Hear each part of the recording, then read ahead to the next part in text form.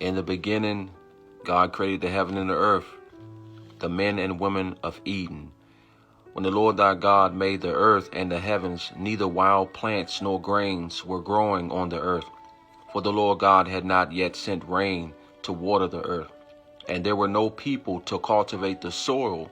Instead, spring came up from the ground and watered the land. Then the Lord God formed a man from the dust of the ground. He breathed from the breath of life into the man's nostrils, and the man became a living person. Then the Lord God planted a garden in Eden in the east, and there he placed the man he had made. The Lord God made all sorts of trees grow up from the ground, trees that were beautiful and that produced delicious fruit. In the middle of the garden he placed the tree of life and the tree of the knowledge of good and evil.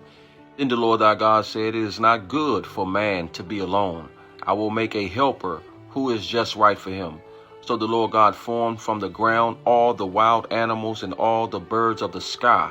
He brought them to the man to see what he would call them. And the man chose a name for each one.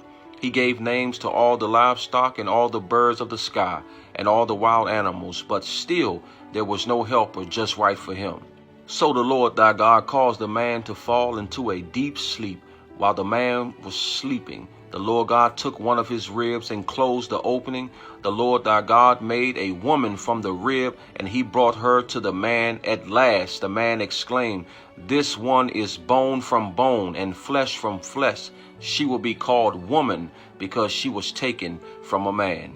Both Adam and Eve received word that it was forbidden to eat of the tree of the knowledge of good and evil, and therefore the devil, the deceiver, Lucifer, Satan, stepped in the form of a serpent and deceived and manipulated them both. The serpent was the shrewdest of all the wild animals the Lord thy God had made. One day he asked the woman Eve, Did God really say you must not eat of the fruit of any of the trees in the garden?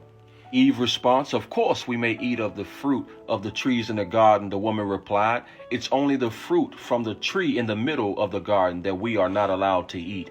God said, You must not eat of it or touch it, or you shall surely die. You won't die, the serpent replied to the woman. God knows your eyes will be open as soon as you eat it, and you will be like God, knowing both good and evil. The woman was convinced. She saw that the tree was beautiful and its fruit looked delicious, and she wanted the wisdom it would give her. So she took some of the fruit and ate it. Then she gave some to her husband who was with her, and he ate it too. At the moment their eyes were open, and they suddenly felt shame at their nakedness. So they sewed fig trees together to cover themselves. When the cool evening breeze were blowing, the man and his wife heard the Lord God walking in the garden. So they hid from the Lord God among the trees. Then the Lord God called to them, Where are you? He replied, I heard you walking in the garden, and I hid. I was afraid because I was naked. Who told you that you were naked? The Lord God asked. Have you eaten from the tree of the fruit I commanded you not to eat? The man replied, It was the woman you gave me. What have you done? The serpent deceived me, she replied. That's why I ate it. Then the Lord thy God said to the serpent, Because you have done this, you are cursed more than all animals, domestic and wild. You will crawl on your belly, growling in the dust as long as you live, and I will cause hostility between you and the woman, and between your offspring and her offspring. He will strike your head, and you will strike his heel. Then he said to the woman, I will sharpen the pain of your pregnancy, and in pain you will give birth, and you will desire to control your husband, but he will rule over you.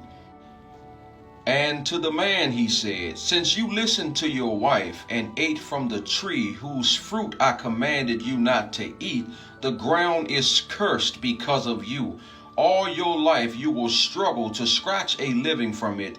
It will grow thorns and thistles for you, though you will eat of its grains by the sweat of your brow.